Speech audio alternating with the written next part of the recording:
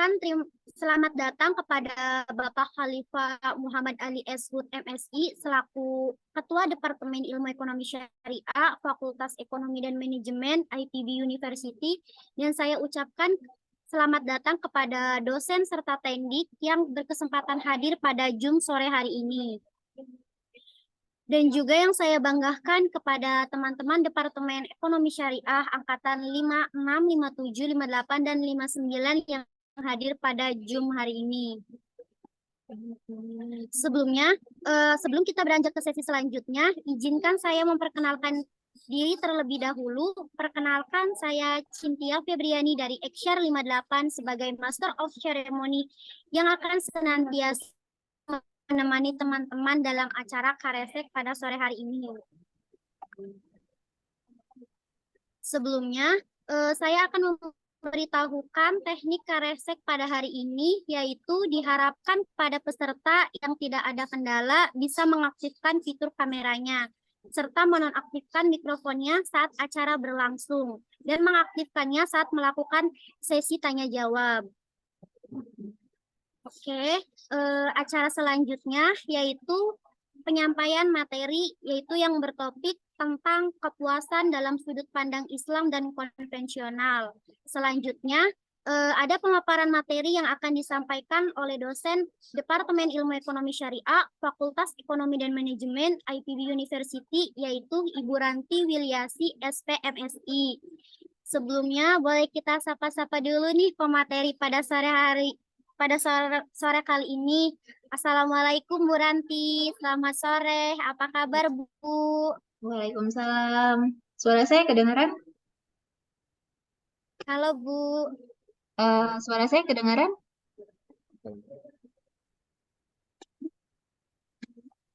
Kedengaran Bu. Selamat sore Bu, apa kabar Bu? Alhamdulillah baik. Oke, dilihat-lihat Ibu sudah siap ya untuk menyampaikan materi di Karesek sore ini. Insya Allah. Baik Ibu, terima kasih kepada Ibu Ranti. Waktu dan tempat saya persilahkan Bu. Baik, terima kasih atas waktunya. Assalamualaikum warahmatullahi wabarakatuh. Suara saya cukup kedengaran kan ya? Cukup Bu, kedengaran Bu. Oh ya, baik. Pada hari ini, sebagaimana di flyer, saya membawakan materi tentang kepuasan, gitu ya. Mungkin nanti akan ada yang bertanya-tanya, sih saya membawakan materi tentang kepuasan. Ya. Ini nanti saya akan jelasin, dan mudah-mudahan apa yang saya sampaikan bisa bermanfaat buat kita semua, dan baik menjadi bisa jadi bahan kajian juga ke depannya buat adik mahasiswa. Ya. Baik, saya boleh share screen ya.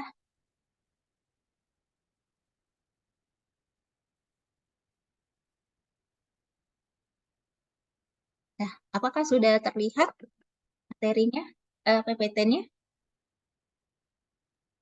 Sudah Ibu. Terlihat Ibu. Baik, oke. Nah, ini materi yang saya akan bawakan yaitu kepuasan dalam sudut pandang Islam dan juga konvensional.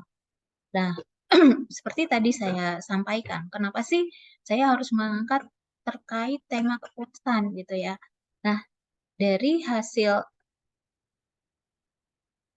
ini kayaknya PPT-nya agak sedikit macet ya. Nah, dari hasil ini adalah outline yang akan saya bawakan nanti. Nah, kita langsung aja mengapa bicara kepuasan gitu ya. Jadi kalau dari penelitian saya terkait dengan kebahagiaan, ternyata kepuasan itu menjadi salah satu faktor untuk melihat kebahagiaan. Artinya, kebahagiaan seseorang itu dapat dari seberapa puas dengan apa yang dia jalani ataupun dengan hal yang dimiliki gitu. Jadi orang seberapa dia memiliki materi, memiliki harta, punya istri yang cantik, punya anak yang baik gitu ya, atau punya segalanya gitu ya, tapi dia tidak merasa puas dengan apa yang dia miliki. Ini orang ini tidak akan bahagia. Nah, Jadi bahwa kepuasan ini adalah salah satu indikator dari kebahagiaan itu disampaikan juga sama salah seorang pakar dari psikologi positif, yaitu Seligman yang mengatakan bahwa kebahagiaan atau happiness itu adalah salah satu suatu konsep yang mengacu pada bentuk emosi dan aktivitas positif yang dirasakan individu dan tidak memiliki komponen perasaan sama sekali. Jadi emosi positif ini bisa diklasifikasikan dalam 3 bentuk. Yang pertama, dalam hubungannya terhadap masa lalu, masa sekarang, dan juga masa yang akan datang. Nah, atau masa depan. Terkait dengan pemenuhan emosi positif yang terhubung dengan masa lalu, itu ada kepuasan, kemudian ada pemenuhan, kebanggaan, dan ketenangan. Untuk emosi pada masa sekarang berkaitan terhadap kesenangan, sedangkan emosi positif yang berkaitan akan masa depan lebih mengacu kepada harapan, optimisme, keyakinan, dan kepercayaan. Jadi masa depan itu harapan, optimis, yakin, dan percaya. Sedangkan masa sekarang itu lebih kepada kesenangan, ya. Seperti kita merasakan senang, kita merasakan gembira, itu berarti emosi pada saat sekarang. Nah, kemudian kita selanjutnya pasti akan bertanya, apa itu kepuasan? Nah, jadi kepuasan itu adalah perasaan positif, gembira, yang seseorang rasakan ketika kebutuhan ataupun harapan dan keinginan mereka terpenuhi, melebihi ekspektasi mereka. Ini adalah kepuasan secara umum gitu ya. Jadi orang yang puas itu diartikan bahwa dia merasa gembira dengan ketika kebutuhan, harapan atau keinginannya itu terpenuhi atau melebihi ekspektasi. Nah, jadi definisinya juga kepuasan adalah perihal yang bersifat puas, kesenangan, kelegaan, dan sebagainya yang sifatnya adalah jasmani atau monetary. Dan ini adalah dari definisi tentang kepuasan ini, artinya apa? Artinya orang hanya akan merasa puas ketika kebutuhannya terpenuhi, harapan-harapannya, mimpinya, atau keinginan itu terpenuhi atau melebihi. Kalau kurang, berarti dia nggak akan puas gitu. Karena belum memenuhi apa yang menjadi mimpi dan harapan-harapan. Nah, kemudian kapan seseorang itu merasa puas? Nah, ini dapat dilihat dari beberapa faktor yang bisa mengakibatkan seseorang merasa puas. Seperti pencapaian tujuan, adanya kesejahteraan secara materi, ada pengalaman positif, kemudian kesehatan dan kesejahteraan fisik, dan terakhir adalah penerimaan diri dan kepuasan spiritual dan emosional. Tapi, saya akan tanya pada kalian, kalau selama ini kalian melihat kepuasan itu, adik-adik mahasiswa di sini ya, kesejahteraan lebih kepada kesejahteraan materi atau tidak? Dari semua hal ini, kapan kalian akan merasa puas? Saya tanya Cynthia dulu deh.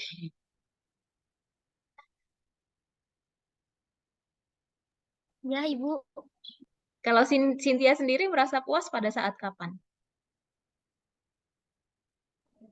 Kalau Cynthia sendiri, kalau merasa puas itu, kalau apa sih pencapaian Cynthia itu tercapai itu? Kalau pencapaiannya apa yang diharapkan itu tercapai, ya kan? Mencapai apa yang diharapkan. Jadi semua kepuasan itu lebih kepada ketercapaian apapun yang sifatnya lebih kepada materi, bukan?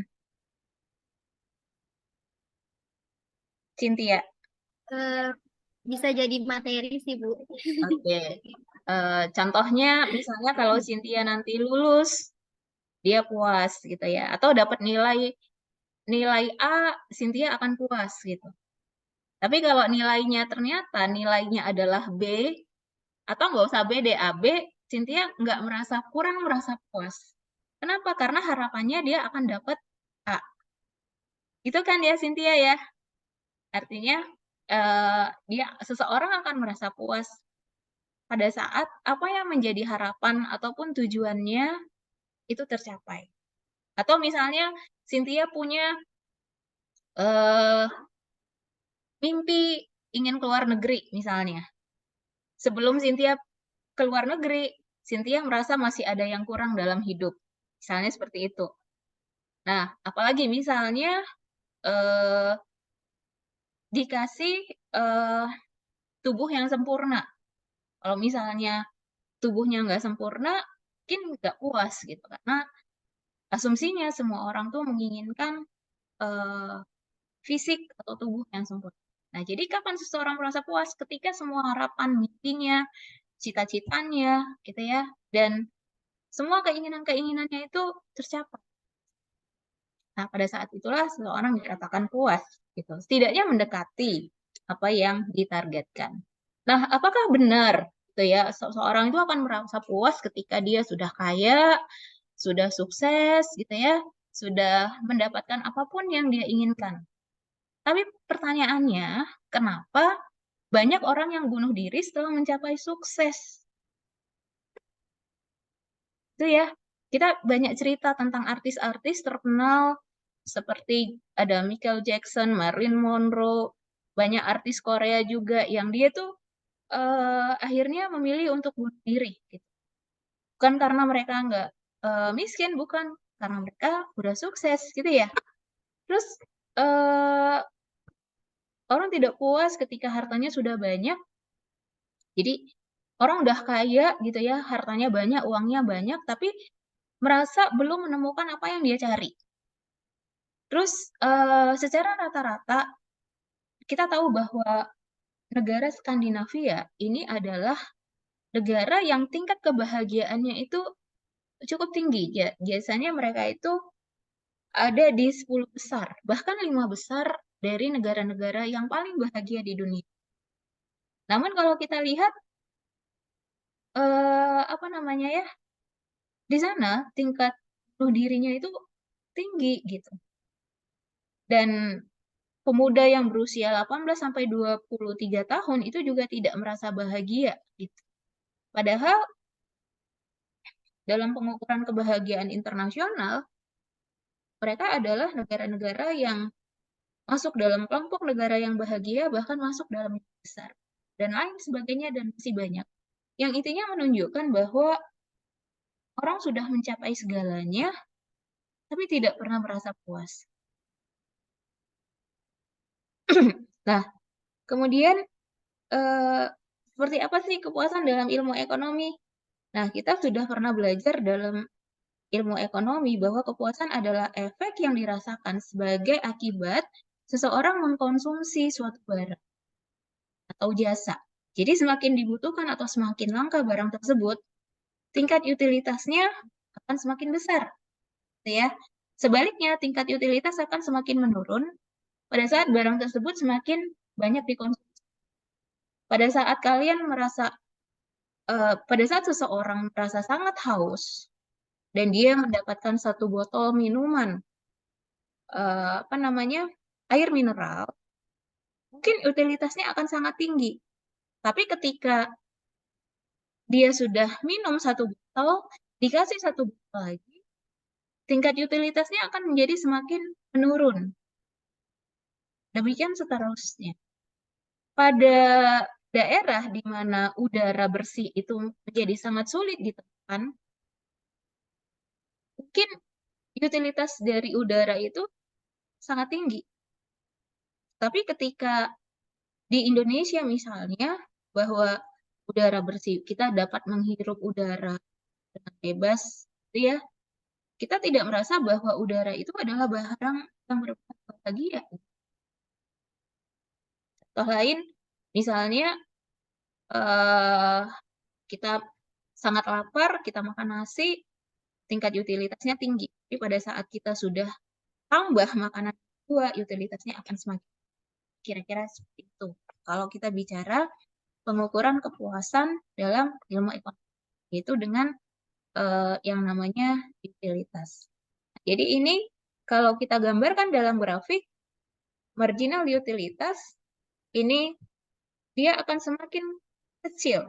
Artinya semakin banyak X, utilitasnya semakin menurun. Bahkan pada titik tertentu, gitu ya, pada titik tertentu, di sini utilitasnya adalah sama dengan.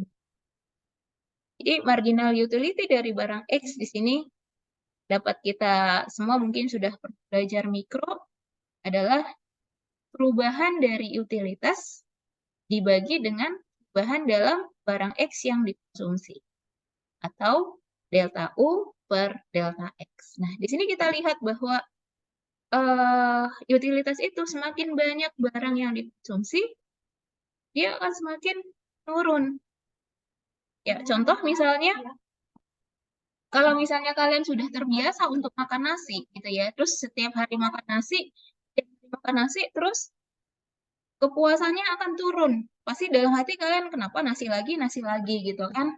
Terus kalau misalnya kalian, kita misalnya, gitu ya, kita makan setiap harinya makan nasi pakai telur, atau Indomie telur. Kenapa itu lagi? Puasan kita itu pasti selalu akan menurun gitu. Bahkan sampai kepada titik kebosanan. Nah, jadi kira-kira ini yang disebut dengan marginal utilitas. Artinya tingkat kepuasan seseorang dalam mengkonsumsi itu akan menurun. Nah, kemudian kita akan bicara bagaimana kepuasan dalam sudut pandang Islam. Nah, jadi kalau dalam Islam itu kepuasan ini sangat erat kaitannya dengan dimensi spiritual, yaitu keimanan dan ketakwaan. Di mana keimanan dan ketakwaan inilah yang akan melahirkan rasa syukur. Nah, saya mau bertanya nih kepada peserta yang hadir. Selama ini mana yang kalian lakukan? Saya lihat selama ini mana yang kalian lakukan? Apakah kalian bersyukur dulu baru puas, atau puas dulu baru bersyukur?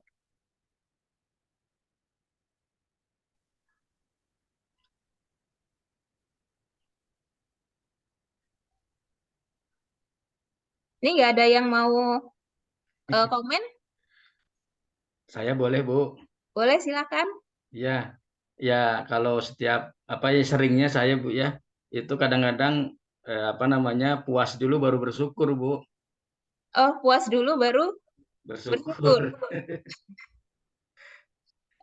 Kalau puas dulu baru bersyukur berarti artinya gitu kan, kita mendapatkan dulu apa yang kita inginkan baru bersyukur gitu. Nah, bagaimana kalau misalnya skenario Tuhan itu tidak sesuai dengan harapan kita?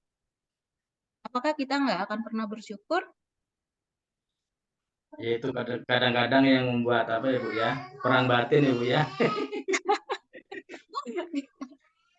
Sebentar, ini dari siapa ya, Pak? Ya, mohon maaf, Bu, ya, perkenalkan saya Mas Wakid, saya dari Basnas Jabar sebenarnya, Bu. Mohon maaf Nggak apa-apa, Pak, nggak apa-apa. Kita kan terbuka aja, maksudnya kita karena free siapapun di boleh rumah join. ini unstable. Saya dulu mahasiswa bimbingannya Ustadz Irfan Sokibek, Bu. Oh gitu, baik Pak. Ya, jadi ini kita sharing lah ya Pak. Saya maaf kalau manggil kalian karena asumsinya yang hadir mahasiswa semua gitu. Ya, jadi kalau tadi Pak siapa tadi Pak, maaf? Mas Wakid tuh. Oh iya, Pas Wahid ya. Puas dulu baru bersyukur. Kalau adik-adik mahasiswa di sini?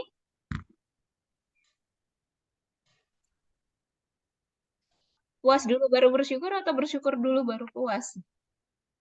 Kayaknya jawabannya sama ya. Seringkali jangankan adik-adik gitu ya, saya juga kadang-kadang puas dulu gitu ya, puas dulu baru bersyukur gitu. Nah, jadi ini kemudian jadi pertanyaan kita, jadi renungan kita, apalagi kita tahu misalnya dalam surat tar dulu ya. Dalam surat As-Saba ayat 39 itu dikatakan bahwa Allah tuh berfirman sesungguhnya Dia Maha menyempitkan dan Maha melapangkan rezeki. Katanya, itu kalau nggak salah, saya pernah search ayat ini di Al-Quran, ini ada 10 sekitar 10-an lebih gitu ya, kalau nggak salah, ayat yang bicara ini. Artinya sesungguhnya Allah itu maha melapangkan dan menyempitkan rezeki bagi orang-orang yang Dia kehendaki. Nah, kalau misalnya kita tidak termasuk kepada orang yang dilapangkan rezekinya, terus kita bersyukur nggak? Kita masih akan berterima kasih nggak sih sama Tuhan, sama Allah, gitu kan? Nah, ini pertanyaan. Padahal ya kita tahu bahwa dalam rukun iman itu salah satu poinnya, salah satu rukun dalam iman itu adalah percaya kepada takdir Allah, gitu kan?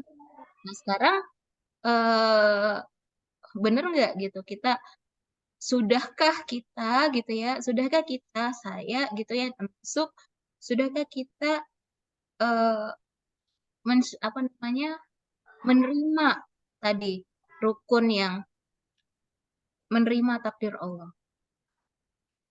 Jadi eh jadi yang benar kalau kita balik ke sini lagi adalah ketika kita puas,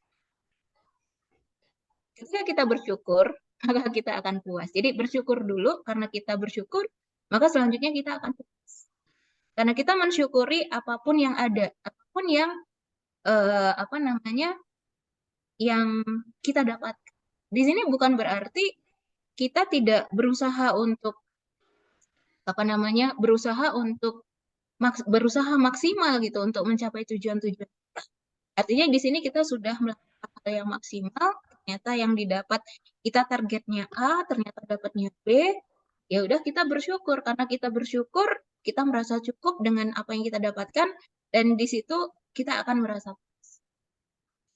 Bu, izin bertanya, Bu. Ya, silakan Pak.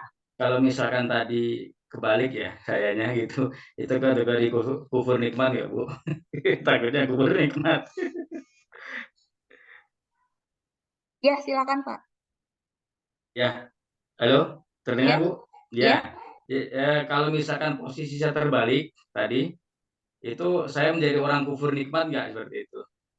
Kalau di perspektif Al-Quran kan bersyukur Ya, dulu baru saya puas. nggak akan menjawab Bapak kufur nikmat atau bukan, karena saya bukan Tuhan, saya nggak berani. Tapi takutnya ketika kita tidak puas dengan apa yang diberikan Allah, takutnya kita jadi nggak bersyukur, gitu aja sih.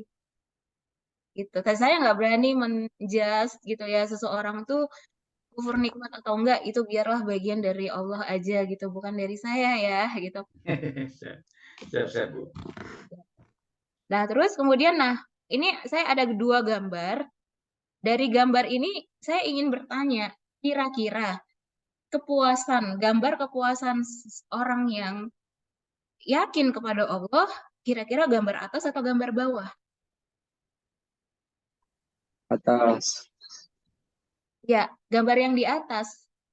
Jadi karena apa namanya ya, keyakinan kepada Allahnya itu sangat yakin gitu ya, sehingga apapun yang terjadi, ya kadang-kadang kan kita dikasih sesuatu, kita belum langsung nerima.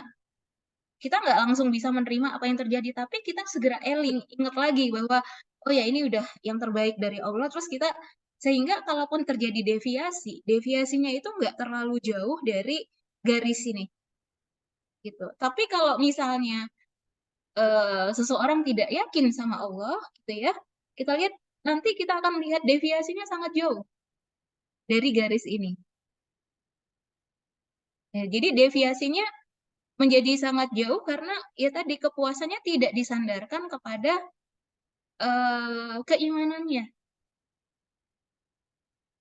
Tapi kalau misalnya seseorang itu dia yakin gitu ya kepada Allah, dan apapun yang terjadi awal-awal mungkin susah menerima gitu. Yang tadi misalnya Cynthia targetnya dapat A, ternyata dapat B. Mungkin awalnya kecewa, tapi lama-lama mungkin oh ya udah ini yang terbaik. Bisa nerima gitu. Tapi untuk orang-orang yang kadang-kadang sampai nggak bisa nerima dengan apa yang terjadi, sehingga kayak bahkan menyalahkan Allah. Ya Tuhan, kenapa hidup saya sulit banget? Kenapa sih saya dapat nilainya B padahal saya udah usaha mati-matian? Kenapa sih saya nggak jadi lulusan terbaik? Padahal saya belajarnya udah paling banyak gitu. Nah, gitu ya. Jadi intinya seperti ini. Jadi ini menjadi sangat menarik gitu ya ketika nanti mungkin kita suatu saat bisa punya alat deteksi, benar nggak sih gitu ya? Bisa diuji, bisa diteliti kalau ada orang yang tertarik untuk meneliti ini. Benar nggak sih orang-orang yang dia tidak terlalu yakin sama Allah, tingkat kepuasannya itu menjadi sangat jauh dari ini ya. Jadi sangat jauh deviasinya dari garis ini. Dan sebaliknya, ini adalah untuk orang-orang yang sangat yakin dan percaya bahwa ketentuan Allah itu adalah yang terbaik. Nah, selanjutnya kita akan membahas di sini. Ini tadi sudah saya bahas ya. Nah, jadi dalam Islam kepuasan itu tidak dilihat dari capaian, dari apa yang dimiliki, atau hal-hal sifat materi lainnya, tapi lebih kepada merasa cukup dan ikhlas menerima apapun yang diberikan Allah. Serta apapun yang menjadi ketentuannya. Tentu saja kita garis bawahi setelah melakukan ikhtiar yang maksimal. Jadi kalau misalnya kita jadi kita belajar ya, kita belajar dari Nabi anaknya Nabi Ibrahim itu Nabi Ismail dan ibunya Siti Hajar. Ya, ibunya bukan tanpa ikhtiar gitu ya, mencari air pada saat dia kehausan. Udah melakukan ikhtiar sampai keliling Bukit Safa dan Bukit Safa itu sebanyak 7 kali. Walaupun akhirnya endingnya adalah airnya keluar. Jadi dia udah ikhtiar dulu. Dan ketika kita bisa menerima gitu ya, skenario Allah tuh ternyata lebih indah. Nah, itu yang mungkin perlu kita renungkan. Memang sih mengatakan ini itu kayak apa ya? Kayaknya udah, dan untuk melakukannya sih tidak semudah untuk, tapi ya memang harus melakukan. Nah, kemudian ya ternyata saya sudah selesai dan mengucapkan terima kasih. Kita lanjutkan dengan diskusi. Saya kembalikan kepada NC. Baik, terima kasih kepada Ibu Ranti atas materi yang telah disampaikan yang sangat luar biasa. Kita dapat tahu nih tentang kepuasan. Sedikit yang saya tangkap, kepuasan itu bisa disebut dengan perasaan atau kegembiraan seseorang rasakan ketika kebutuhan atau harapannya tercapai. Oke, untuk sesi selanjutnya ada sesi tanya jawab. Mungkin dari pemaparan materi tadi teman-teman udah banyak nyimpen nih pertanyaan atau kepo-kepo tentang materi tadi.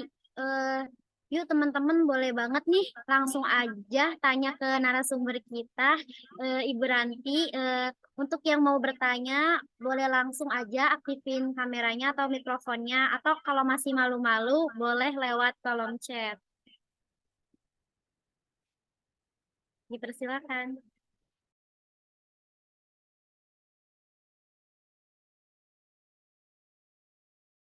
Sharing aja ya, jadi sifatnya lebih kepada pengalaman aja gitu ya, tentang bagaimana sikap puas ini dalam kehidupan kita sehari-hari.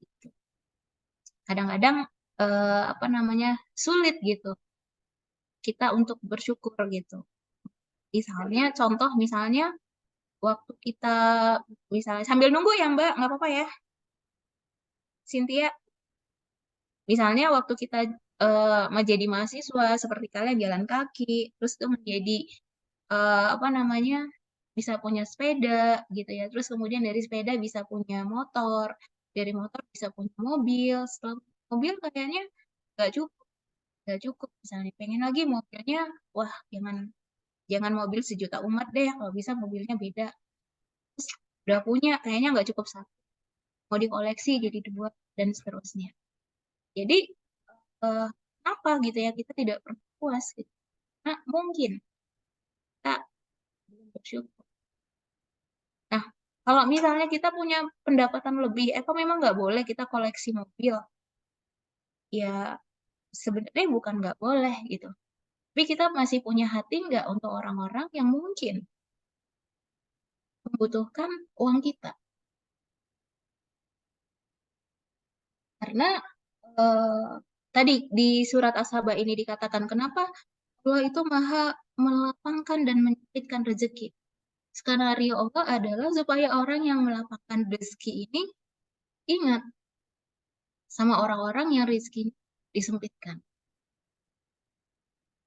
Jadi kalau misalnya ketika kita punya banyak rezeki yang kita kejar adalah kepuasan diri, mungkin kita nggak akan pernah ingat untuk membantu orang lain. Kita akan lupa bahwa dalam harta kita itu ada hak orang lain. Oke, kira-kira ada yang mau bertanya? Saya Bu bertanya Bu. Iya, silahkan. Ya, apa namanya? Mas Wati. Sebenarnya apa sih makna luas dari bersyukur itu gitu ya? Kalau kita sering bersosialisasi dengan masyarakat di akar rumput itu mereka mengartikan bahwa bersyukur itu adalah dengan hanya mengucap alhamdulillah gitu. Apakah itu saja dalam perspektif Islam seperti itu. Yang keduanya terkait dengan kelapangan rezeki ya, itu saya sering mendengar bahwa ketika kita di lapangan rezeki itu bukan gaya hidup kita yang kita naikkan, tapi tingkat kepedulian sosial kita yang perlu kita naikkan gitu. Ini mohon pendapatnya Bu, terima kasih. Oh, saya jawab yang pertama dulu ya Pak ya. Ya mangga Bu. Ya, yang apa sih yang bersyukur itu? Jadi saya pernah ketemu, kebetulan saya itu suka memberikan konseling ke mahasiswa juga gitu ya Pak. Saya menemukan orang yang selalu bibirnya itu tidak pernah lepas dari ucapan alhamdulillah.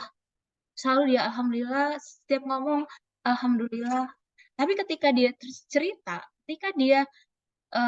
cerita tentang masalah yang dia alami gitu ya, dia itu baru terkuak bahwa sebenarnya hatinya itu tidak terima dengan apa yang terjadi dengan dia. Apakah itu bisa disebut bersyukur? Kalau menurut saya enggak. Jadi sebagaimana halnya dengan iman, orang yang bersyukur itu tidak cukup hanya diucapkan di mulut, tapi juga seperti halnya iman, bahwa iman itu yang diucapkan di mulut, dibenarkan dengan hati, dan dibuktikan dengan perbuatan. Jadi saya memaknai syukur pun seperti itu. Jadi tidak cukup dengan ucapan alhamdulillah, tapi tidak dibuktikan dengan tindakan. Itu belum, menurut saya itu, kita tuh belum syukur deh kayaknya. Nah, pertanyaan kedua saya agak miss tadi. Iya, apa namanya? Saya ulang Ibu ya. Ya. Ya, apa namanya? Saya sering mendengar nasihat dari para ustadz itu ya, ketika kita untuk menjaga rasa keponaan dan juga rasa kesederhanaan itu, ketika rezeki kita lagi naik, lagi di lapangan rezeki itu bukan gaya hidup kita yang kita naikkan gitu, tapi kepedulian sosial kita lah yang harusnya kita naikkan seperti itu. Ya, ini yang saya maksud, mohon pendapatnya Bu gitu. Jadi ketika rezeki kita meningkat, bukan gaya hidupnya yang naik gitu ya? Ya, itu sih ya, itu makanya kan sering dengar gitu. Jadi kalau saya sendiri lebih kepada konsep merasa cukup sih Pak. Saya nggak bicara gaya hidupnya naik atau turun, tapi pengalaman saya lebih kepada kalau kita cukup makan 1 piring, kenapa harus makan 2 piring? Toh kadang-kadang kita makan terlalu banyak juga bikin ngantuk, bikin kita nggak sehat. Jadi konsep merasa cukup ini menurut saya penting gitu. Kalau kita cukup misalnya hanya dengan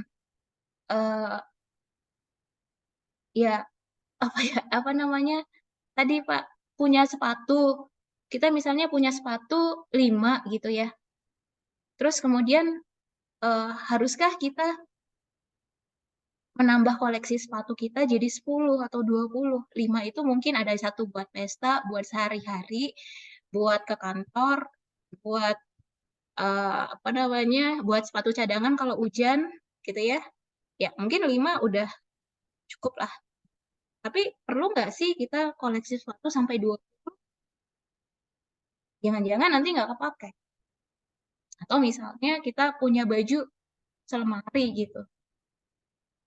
Jadi intinya bukan kepada tadi Pak gaya hidup, tapi lebih kepada yang saya lebih suka kepada yang membumi, yaitu merasa cukup aja gitu. Jadi kalau satu cukup, kenapa harus ngambil dua? Sama ketika kenapa bumi kita rusak? Karena orang tuh nggak pernah merasa cukup dan selalu ingin mengeksploitasi. Jadi intinya ada di rasa cukup sih, Pak.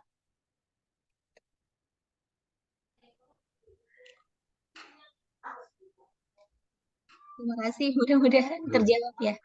Mungkin silakan lagi adik-adik ataupun rekan-rekan yang lain yang akan bertanya atau diskusi, saya terbuka. Atau misalnya tidak setuju dengan apa yang saya sampaikan juga boleh. Kan ini kita sharing aja. Saya izin bertanya. Ya, silakan.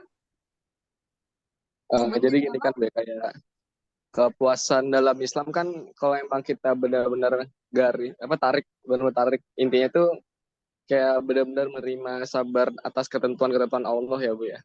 Ya. Sedangkan kalau kepuasan dalam konvensional ya mereka tuh tidak pernah habis gitu loh. Dia tuh pengen terus menerus mengeruk lah, ibadah menggali apa yang ada di muka bumi gitu. Nah, dalam kedua pandangan itu sebenarnya ada plus minus yang bukan plus minus sih. Kalau misalkan kalau yang di Islam gitu kan, kayak orang nganggap kayak kepuasan ya udahlah kan semua ketentuan di Allah kok gitu. Ya udah kita berusaha secukupnya dan sebagainya gitu. Sedangkan kalau yang konvensional kan karena dia nggak puas-puas ya dia ngeruk terus gitu. Itu gimana Bu? Kalau gitu Bu? Masih pandangan Ibu gitu. Sorry Rian, maksudnya gimana? Kalau misalnya mungkin kaitannya Rian mau bilang kalau misalnya kita merasa cukup kayaknya kita nggak maju gitu ya? Iya benar Ibu. Itu ada beberapa ya. Soalnya kan yang saya baca itu sejarah itu kan sejarah Islam tuh gara-gara ada pandangan kayak ya kayak sufi gitu sih, kayak merasa cukup ya udah gitu kan. Jadi ada penurunan peradaban Islam lah kadang di situ-situ gitu. Itu gimana Bu? Ya sebenarnya bukan berarti merasa cukup itu bikin kita tertinggal, enggak juga sih. Tapi kita berbuat sesuatu yang memang ada manfaatnya. Ketika sesuatu, jadi batasnya adalah sampai di mana manfaatnya masih ada, orang masih bisa merasakan manfaat dari yang kita lakuin enggak. Tapi kalau misalnya bukan berarti Islam tujuan atau teknologi, karena kita tahu bahwa yang namanya teknologi itu memudahkan hidup kita, bukan seperti itu sih, tetapi lebih kepada tidak melakukan hal-hal yang sifatnya eksploitatif. Sekarang kalau misalnya sekarang orang tuh berlomba-lomba untuk eksploitasi segala hal. Tapi ujung-ujungnya toh orang kembali lagi bicara tentang green economy. Benar nggak Rian? Orang zaman dulu tuh orang bukan zaman dulu. Orang tuh pakai pupuk supaya apa? Supaya produksi padinya melimpah. Toh pada akhirnya kemudian orang sadar bahwa yang lebih sehat itu adalah yang organik, gitu. Sehingga sekarang yang organik jadi lebih mahal. Toh pada akhirnya orang seperti itu kan Rian?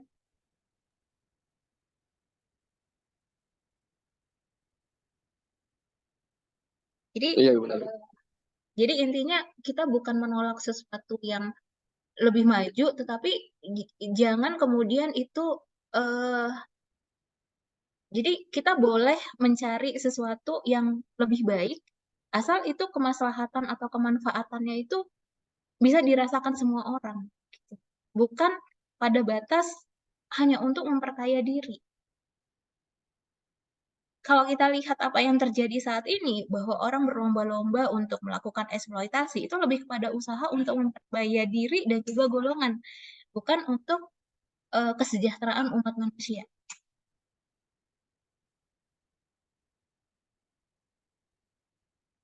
Mudah-mudahan terjawab ya, Rian. Ya Ibu, alhamdulillah terjawab Ibu. Terima kasih banyak Ibu. Sama-sama. Teman-teman yang lain, Bapak Ibu yang lain, silakan misalnya ada yang tidak setuju atau apa, boleh kok kita share.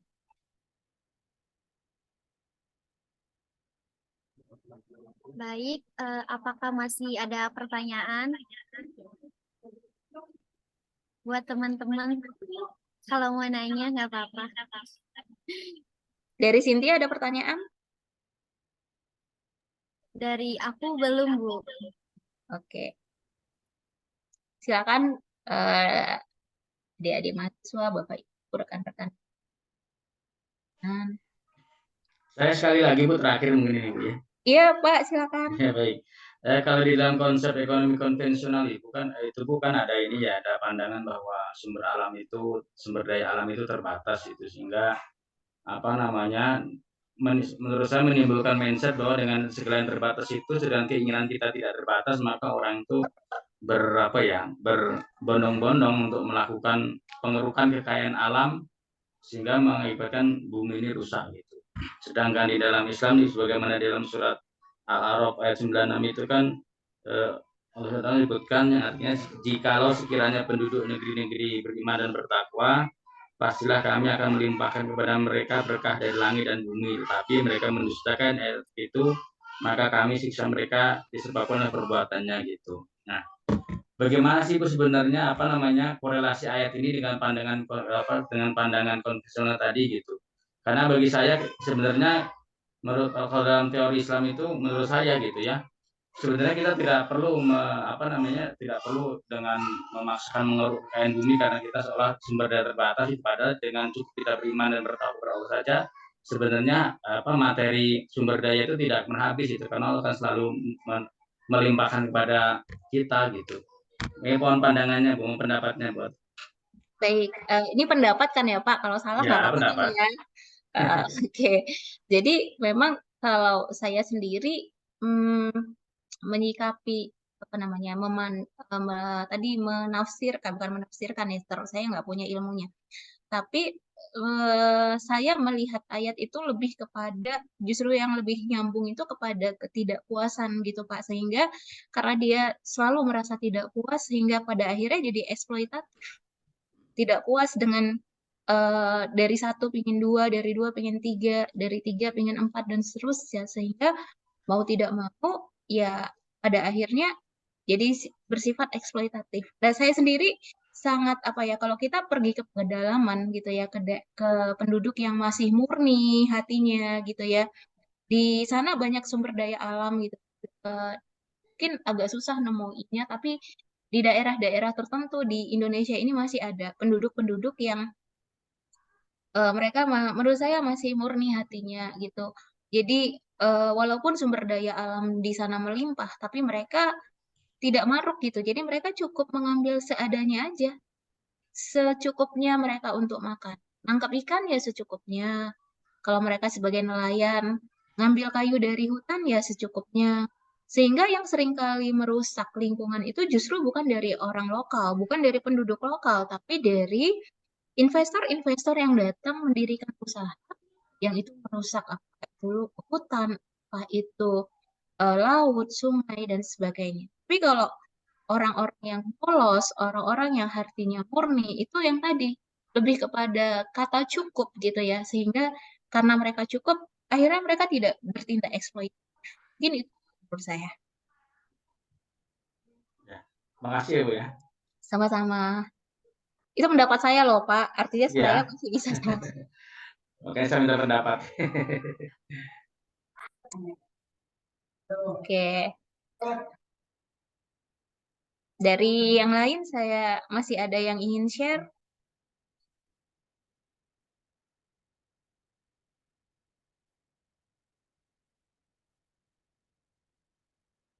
Baik, saya kembalikan kepada Cynthia. Silakan Cynthia. Baik Ibu, terima kasih. Tadi jawabannya sama yang tadi nanya, pertanyaan-pertanyaannya sudah dijawab semua. Oke, acara selanjutnya akan ada sesi penyerahan sertifikat kepada operator. Dipersilakan untuk menampilkan sertifikatnya.